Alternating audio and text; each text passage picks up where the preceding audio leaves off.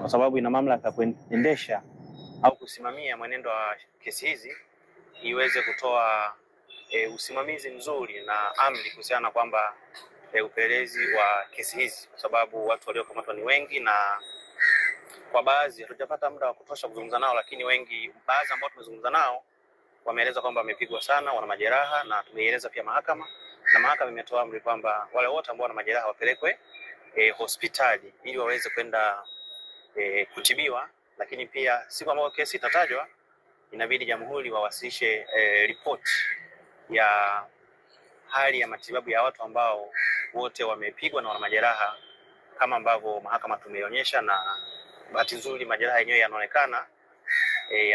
Kwa hiyo hata mahakama imeona. Kwa hiyo tunategemea tarehe 19 upande wa jamhuri wataleta hiyo ripoti ya hayo matibabu kutoka kwa maafisa wa magereza, kwa sababu wameenda gerezani na gereza ndio itawapeleka hospitali, kwa sababu wana mawakili kutoka jamhuri. Kwa hiyo wataiwasilisha ripoti tarehe 19 mahakamani kuhusiana na hali ya matibabu ya watu wote ambao wanaumwa pamoja na hayo majeraha ambayo wanayo. Hicho ndio kilichojiri leo mahakamani.